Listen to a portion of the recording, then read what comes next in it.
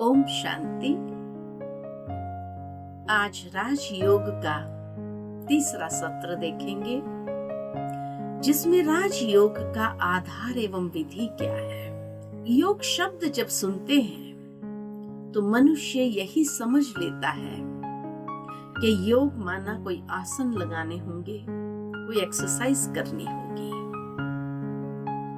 परंतु जहां गीता के अंदर हर अध्याय योग है और भगवान ने अर्जुन को कहीं पर भी एक्सरसाइज नहीं सिखाई, आसन नहीं सिखाए। इसका मतलब योग का भाव आध्यात्मिक स्तर पर है, शारीरिक स्तर पर नहीं है। और आध्यात्मिक स्तर पर वो योग अर्थात मन को ईश्वर में जोड़ना, लगाना, और इसी जोड़ का नाम है योग। लेकिन ये योग के कुछ आधार है, कुछ विधि है। योग की वास्तविकता क्या है? इस योग को अगर हम देखें तो 3 कदम में देखते हैं कि ये योग एक यात्रा है। और ये यात्रा के 3 कदम है। प्रथम, इट्स अ जर्नी इनवर्ड्स, भीतर की यात्रा है। भीतर की यात्रा अर्थात सर्वप्रथम योग का आरंभ करने के लिए हमें स्वयं को इस देह भान से ऊपर, देह के अभिमान से ऊपर आत्म भाव में स्वयं को स्थित करना होगा।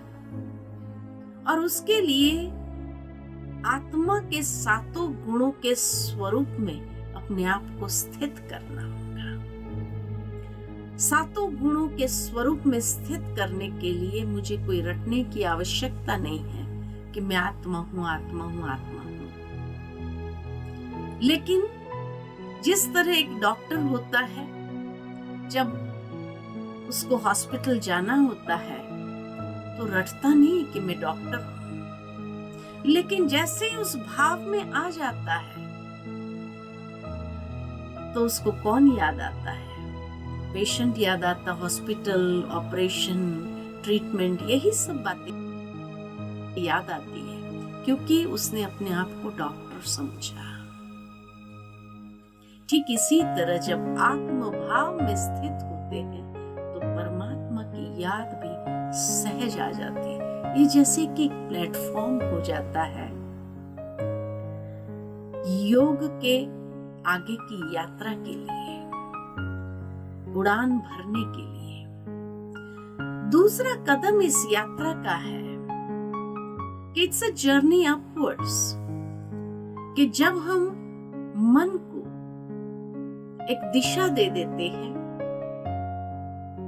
और मन सहज ही आत्म स्वरूप में स्थित होते ही ईश्वर के स्वरूप को भी सामने ले आता है और उस स्वरूप में अपने ध्यान को एकाग्र करने लगता है।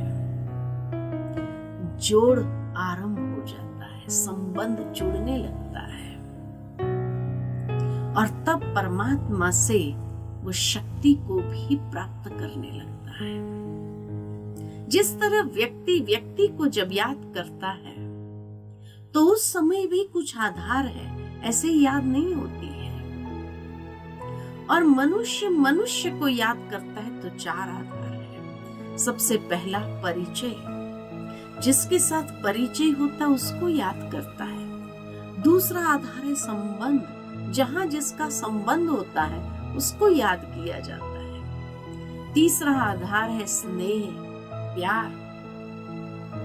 और चौथा आधार है प्राप्ति, जहां से कुछ प्राप्त होने वाला है उसको याद किया जाता है।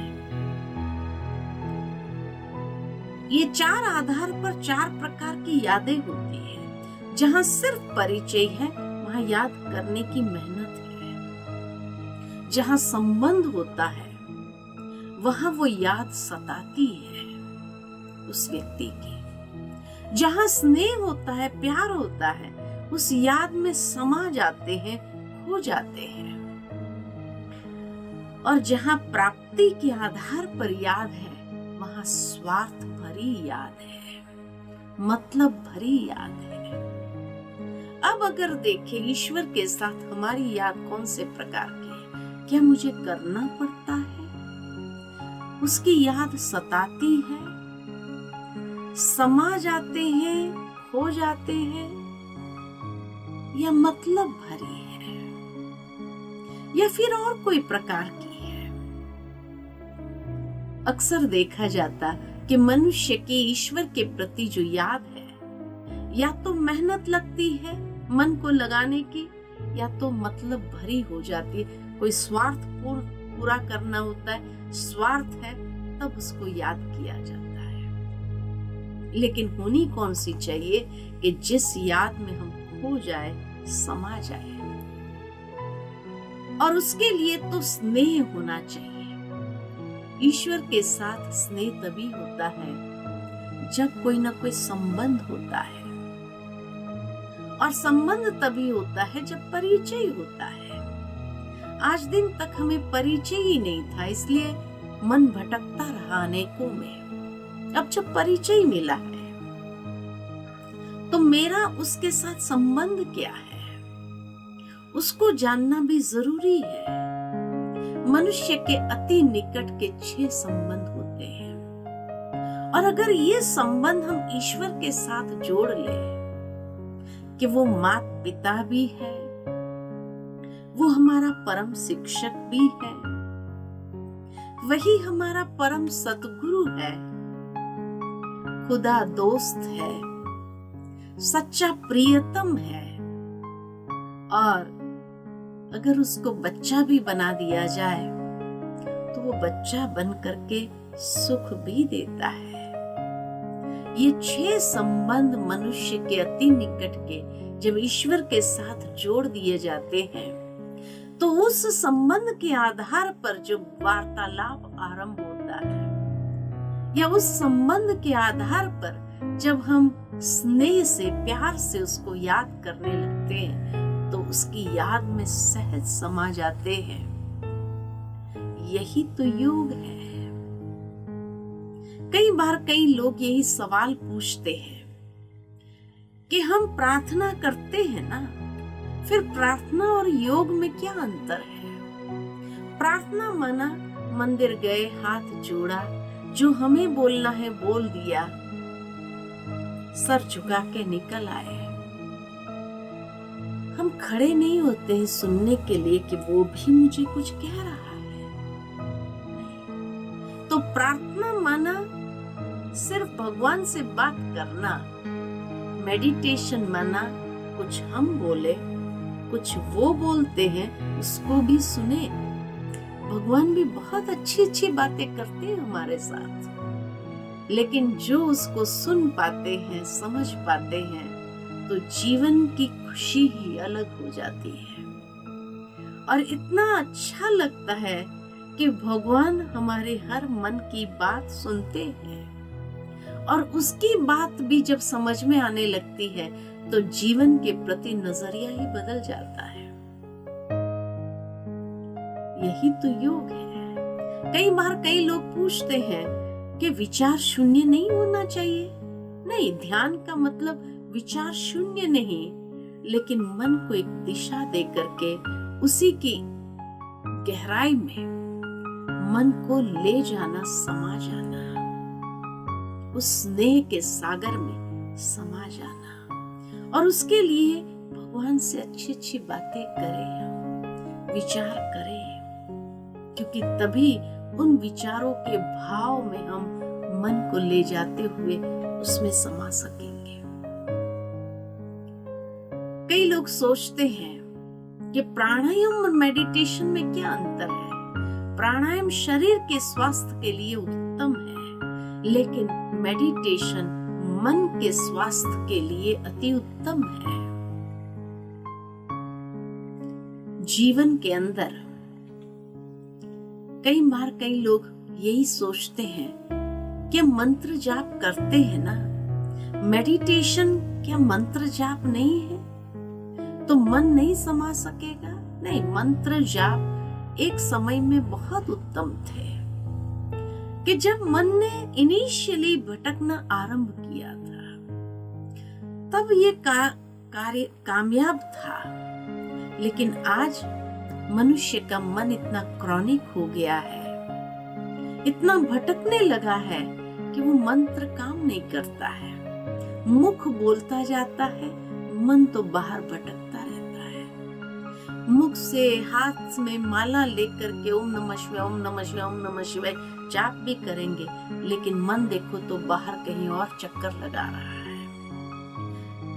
मन को ईश्वर में एकाग्र करना, इसी का नाम है ध्यान या मेडिटेशन। और तीसरा कदम है इसका कि इट्स अ जर्नी आउटवर्ड्स, कि जब हम उस ध्यान में मन को मग्न कर देते हैं तब अपने अंदर उस सकारात्मक ऊर्जा को भरते जाते हैं और वो सकारात्मक ऊर्जा चारों ओर फैलने लगती है। हमारे आसपास भी एक ऐसा प्रभा मंडल तैयार कर देता है जिसको कहा जाता सकारात्मक प्रभा मंडल। और यही योग की उत्कृष्ट स्थिति है। और चारों ओर सकारात्मक ऊर्जा के साथ जब हम चलते हैं तो हमारे संबंध सकारात्मक हो जाता है, हमारे कर्म सकारात्मक और श्रेष्ठ होने लगते हैं। यानी योग एक जीवन जीने की पद्धति है, खाली एक जगह बैठकर करने की बात नहीं है, कर्म योगी बनना है। और यही बात भगवान ने अर्जुन को सिखाई कि हर कर्म में जब उस सकारात्मक ऊर्जा को भरते जाते हैं तो हमारी जीवन पद्धति एक कर्म योगी जीवन बन जाता है। ये योग की वास्तविकता